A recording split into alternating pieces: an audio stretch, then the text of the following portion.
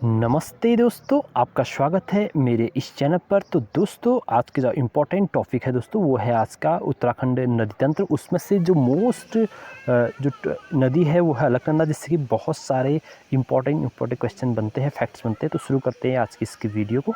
तो दोस्तों ये नदी है आज की अलकनंदा नदी, जिसका प्राचीन नाम हिरण्य वाहिनी है। ये भी ध्यान रखना, इसका प्राचीन नाम बहुत सारे प्रीवियस क्वेश्चंस में पूछा गया है। बाकी ये अलकपुरी बांध से निकलती है, संतोपद ग्लेशियर से, और अलकनंदा इसका नाम है वास्तविक। और इसे विष्णुप्रयाग तक विष्णुगंगा नाम से जाना जाता है। सारे छोटे छोटे आपको लिखे हुए शब्द दिख रहे हैं, लेकिन इनका महत्व और इम्पोर्टेंट प्रश्न ये हैं बन सकते हैं, और आप इन्हें हल्के में मत लेना। तो दोस्तों आगे देखते हैं। तो इतनी चीज़ आपने ध्यान रखी है। और एक चीज़ और जो सबसे ज़्यादा इंपॉर्टेंट है, इसकी लेंथ लंबाई जो है दोस्तों इसकी है 195 किमी, यानी कि 195 किलोमीटर इसकी टोटल लंबाई है। फिर ये नदी मिल जाती है। फिर आगे आगे बताते रहूँगा मैं आगे इसकी इंपॉर्टेंट फैक्ट। तो एक दोस्तों निवेदन है, अगर आप चैनल पहली बार आएंगे तो ना दोस्तों प्लीज़ चैनल को लाइक सब्सक्राइब अवश्य करना। तो दोस्तों ये एक मतलब एक शॉर्ट नोट्स में डायग्राम बनाया हुआ है, आप भी इस प्रकार से बना सकते हैं। और अब आगे देखते हैं। तो दोस्तों पहली नदी जो इसके साथ मिलती है वो मिलती है केशव प्रयाग। अब यहाँ पर ध्यान रखना, प्रयाग पंच प्रयागों में आपको सबसे ज़्यादा इंपॉर्टेंट पंच प्रयाग है, लेकिन पंच प्रयागों में केशव प्रयाग नहीं आता है।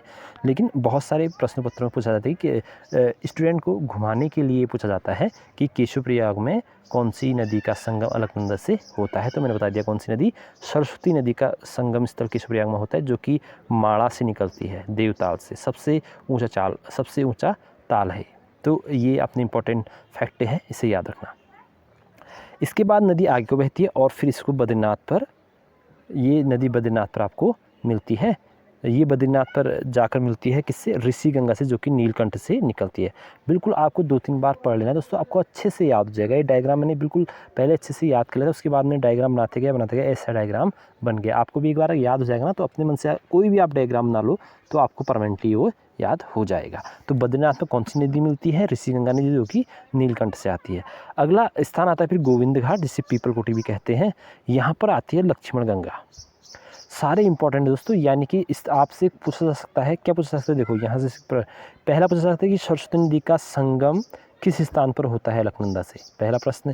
यह प्रश्न पूछा जा सकता है कि केशव प्रयाग में किन दो नदियों का संगम होता है, ये पूछा जा सकता है। सरस्वती नदी का उद्गम स्थल कहाँ से होता है, इस प्रकार के मतलब जहाँ जहाँ पर भी ये स्थान है, इस प्रकार के प्रश्न बन जाएंगे। यानी कि एक यहाँ पर जो ये पहला पॉइंट है, इससे रिलेटेड 4-5 क्वेश्चन आपको देखने को मिल जाएंगे ईजिली।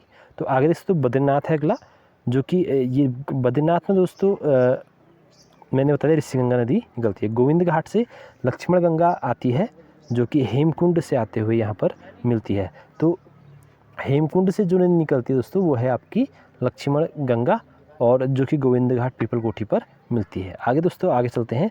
फिर आता है इसके बाद विष्णु प्रयाग, जिसे पहला प्रयाग कहा जाता है। कैसे याद रखना है विष्णु प्रयाग को, कैसे याद रखना है। विष्णु देखो किसी भी स्थिति भगवान से ही होती है, तो भगवान का नाम है विष्णु प्रयाग, तो विष्णु प्रयाग से ही होता है नदी का। विष्णु प्रयाग पर क्या होता है दोस्तों, सबसे पहले नदी का उद्गम स्थल होता, सॉरी कुछ कह रहा हूँ, विष्णु प्रयाग पर पहला प्रयाग है, जो कि कहाँ से निकलती है। इसमें बहुत सारी नदियाँ आकर मिलती हैं, तो पहले देखते हैं। एक तो सबसे पहली नदी इसमें धौलावीर श्रेणी से पश्चिमी धौली गंगा नदी निकलती है। देखो पश्चिमी साइड से है, तो ध्यान रखना, पश्चिमी धौली गंगा नदी यहाँ से निकलती है। तो कहाँ पर निकलती है, पहले यहाँ पर एक और उससे पहले एक और संगम होता है यहाँ पर, ऋषि प्रयाग। इससे पहले आता है ऋषि प्रयाग। ऋषि प्रयाग पर ऋषि गंगा मिलती है, और गणेश गंगा भी इसमें मिलती है, नीति पर, नीति घाटी से कहते हैं। तो ये सारी गणेश गंगा, ऋषि गंगा, धौली पश्चिमी धौली गंगा, ये सारी नदियाँ मिलकर विष्णु प्रयाग पर अलकनंदा के साथ संगम करती है। तो ये पहला प्रयाग है।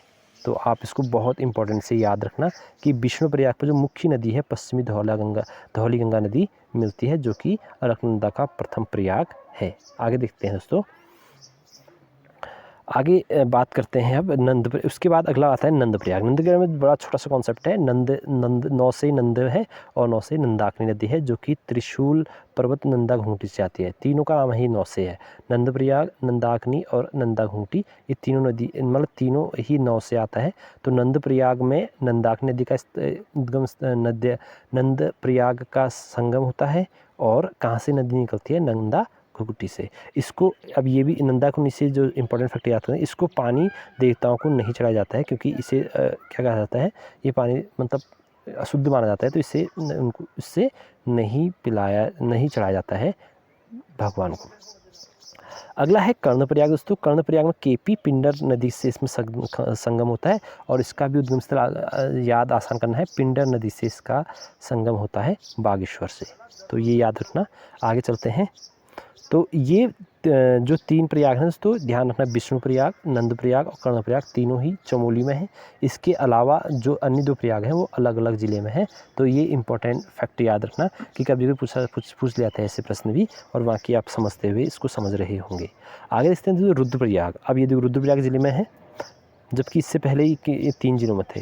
रुद्रप्रयाग में दोस्तों सबसे बड़ी नदी, यानी कि बड़ी नदी नहीं कह सकते, मतलब इसकी सबसे बड़ी सहायक नदी हम कह सकते हैं नदियों में से एक मंदाकिनी नदी, जो कि केदारनाथ के चौड़ावड़ी ताल से निकलती है।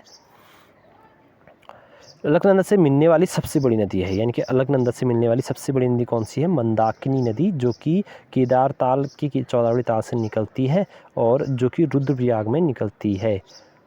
रुद्रप्रयाग में इससे संगम होता है, किससे? अलकनंदा से। आई होप आप समझ पा रहे होंगे दोस्तों, मैं कोशिश कर रहा हूँ अच्छे से समझाने की। तो इससे पहले दोस्तों यहाँ पर देखो, जो मंदाकिनी, देखो ये नदी हो गई, मंदाकिनी नदी ये है, बहुत बड़ी नदी है। इससे भी 2 सहायक नदियाँ मिल रही है, एक मधुगंगा मिल रही है, एक सोनगंगा मिल रही है। तो आप इससे पूछा जाएगा कि मंदाकिनी नदी की सहायक नदी में पूछा जाएगा, तो आप इसको कनेक्ट कर लें कि मधुगंगा और सोनगंगा किसकी सहायक नदी है। यहाँ पर आपकी मंदाकिनी नदी है, और मंदाकिनी किसकी सहायक नदी है? वो अलकनंदा की सहायक नदी है, यानी कि दोनों का संगम कहाँ पर हो रहा है? रुद्रप्रयाग से। बहुत इंपॉर्टेंट फैक्ट है, याद रखना।